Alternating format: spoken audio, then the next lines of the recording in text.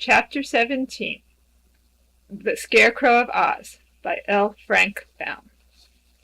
The Orc Rescues Button-Bright. I must now tell you what had become of Button-Bright since he wandered away in the morning and got lost. This small boy, as perhaps you have discovered, was almost as destitute of nerves as the Scarecrow. Nothing ever astonished him much.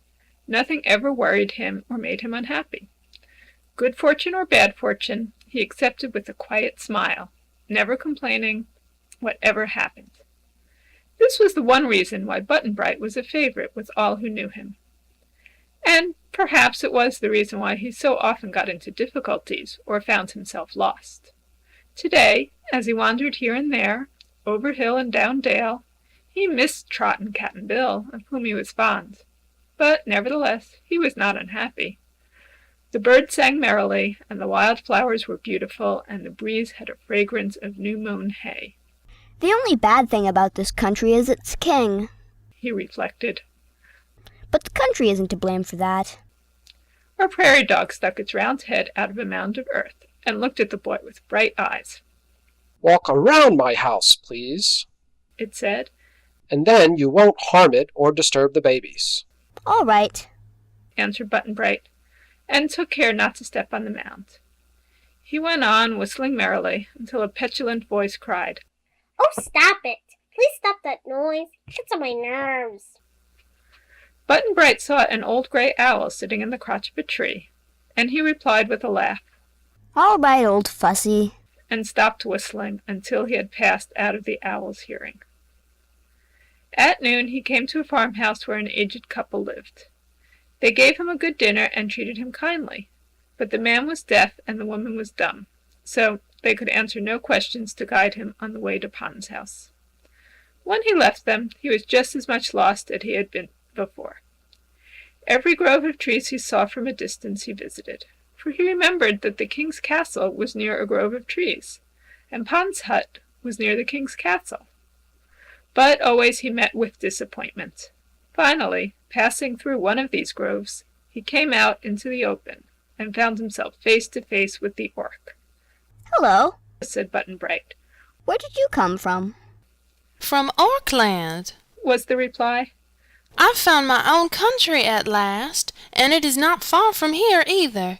I would have come back to you sooner to see how you were getting along, had not my family and friends welcomed my return so royally that a great celebration was held in my honor, so I couldn't very well leave Orkland again until the excitement was over." "Can you find your way back home again?" asked the boy. "Yes, easily, for now I know exactly where it is. But where are Trot and Captain Bill?"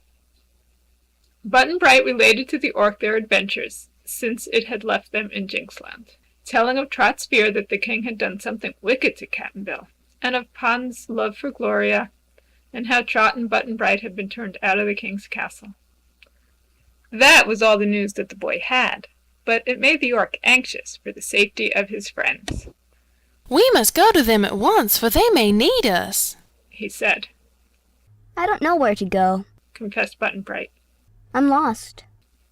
"Well, I can take you back to the hut of the gardener's boy," promised the orc. "for when I fly high in the air, I can look down and easily spy the king's castle. That was how I happened to spy you, just entering the grove, so I flew down and waited until you came out." "How can you carry me?" asked the boy. "You'll have to sit straddle my shoulders and put your arms around my neck. Do you think you can keep from falling off?"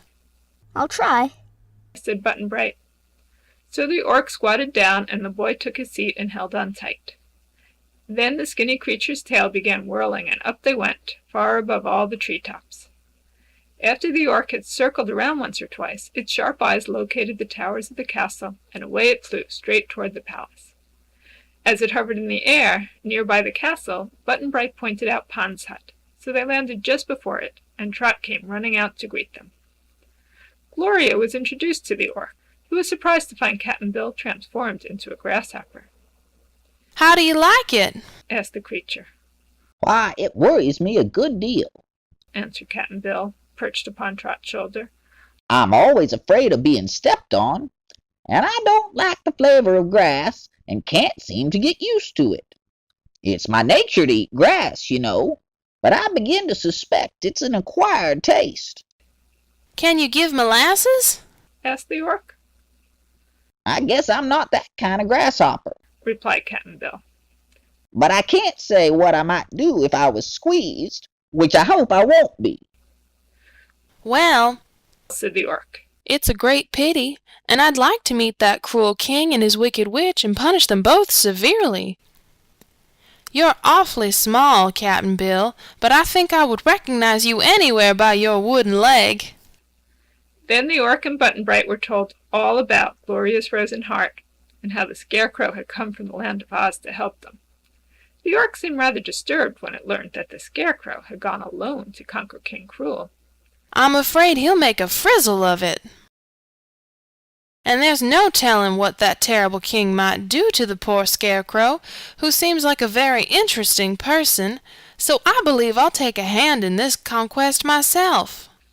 How? asked Trot. Wait and see. Was the reply. But first of all, I must fly home again, back to my own country, so if you'll forgive me my leaving you so soon, I'll be off at once. Stand away from my tail, please, so that the wind from it, when it revolves, won't knock you over. They gave the creature plenty of room, and away it went like a flash, and soon disappeared in the sky. I wonder, said Button-Bright, looking solemnly after the orc. whether he'll ever come back again. Of course he will. Returned Trot. The orc's a pretty good fellow, and we can depend on him. And mark my words, Button-Bright, whenever our orc does come back, there's one cruel king in Jinxland that'll wish he hadn't. End of chapter 17.